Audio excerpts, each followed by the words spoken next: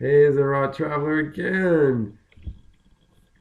Today's video is about updates, things that happened recently in the world of free and cheap flying. For example, now it is March 1st, 2015, and a lot of the things that I discussed in the old videos, in the old YouTube videos from 2014, and even probably stuff from early this year, are no longer valid. So let me go through a couple of them. I'm using a bit of a cheat sheet here, so bear with me for a second. Yeah, okay. Number one is that I haven't checked this out, but I will do that soon. The Delta airline program is the SkyMiles program. In 2014, they didn't allow one-way award travel. Well, they did, but you would have to use the double the amount of miles. For example, if you wanted to travel between two cities in the United States, like from Los Angeles to New York, and you wanted to go just one way, and then you deal with coming back from New York or stay in New York or whatever, you're on your own, you could do that with Delta, but it would have cost you 25,000 miles.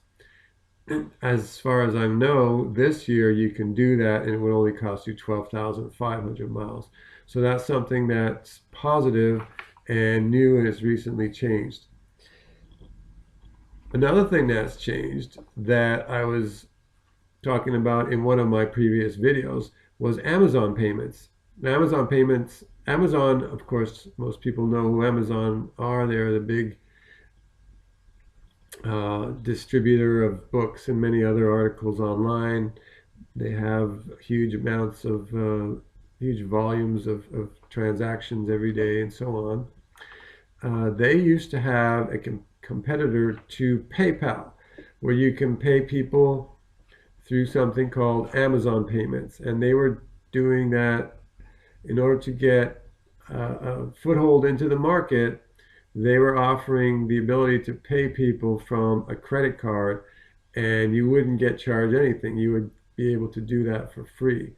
Well, I checked with that a few months ago, and it's no longer available. They still have Amazon payments, and in fact, if you have any money in your Amazon payments account, it's still there. You can withdraw it to your bank or use it to buy things on Amazon.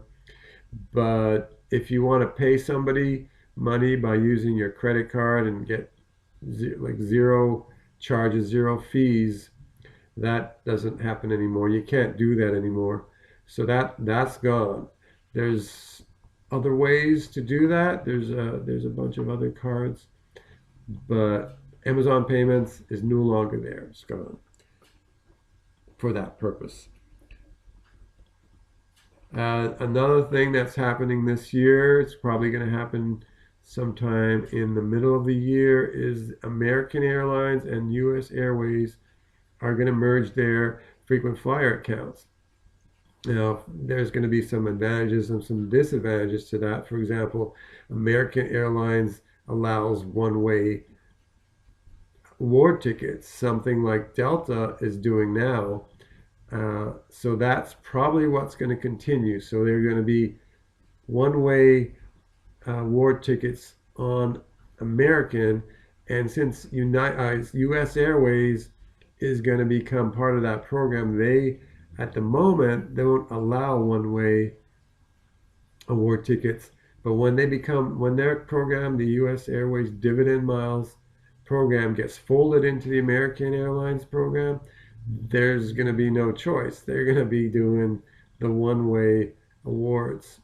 So that's going to be something good. If you have a lot of U.S. Airways dividend miles in an account and you want to have more flexibility with them, this is a great opportunity. And in fact, I do. I have, when I used to do the Grand Slam promotions back a few years ago, 7 years ago, I accumulated quite a few miles in U.S. Airways, and U.S. Airways was not one of the better programs. They have higher fees. It's difficult to book. It's hard to get flights and things like that. Where American is a lot better. So this is great for people like me who have like a big chunk of miles with dividend miles, and they're going to get moved sometime in the middle of this year. I'm not sure the exact month, probably sometime by late May, early June, maybe July. They're going to fold those two programs together, and uh, they're going to probably just add the amount of miles you have in dividend miles to the amount of miles you have with American Airlines miles, and you just accumulate both together, and then you can just use them probably with the rules and regulations that American Airlines has. That's what I suspect. So that's going to be another thing. That's going to be good news. The Delta one is good news. This is good news. The Amazon one is a bit negative, but there's other options. The fourth thing is, oh, this is a really interesting thing that I've noticed recently, is that American Express, the credit card company, who the owner of the Bluebird and the Serve card, which are affiliated with Walmart, have introduced a new card that's affiliated with Target, and it's going to be called the Red Card Prepaid. Now, there's already Red Card at Target for credit, I believe a credit card, and there's a Red Card at Target that's a debit card. This is a new card, and it's only available in select Target stores. It's, as far as I've seen so far, it's not available in California, which has got more Target stores than most any other state. And I checked at several Target stores here, and they all said, no, we don't have it. We don't never heard of it. And so uh, I can't find it. And if you go on to, if you search the internet for the red card, some people are calling it the Red Bird card or the prepaid red card, you'll find out there's a link that tells you which stores are currently providing them and which stores are not. So that's a very interesting development. That it's called the Redbird. A lot of people are calling it the Redbird card instead of the Bluebird, but it's really called the Red Card Prepaid. And supposedly you can add up to $1,000 to that card through your credit card at any Target retailer, at any of the cash registers in a Target.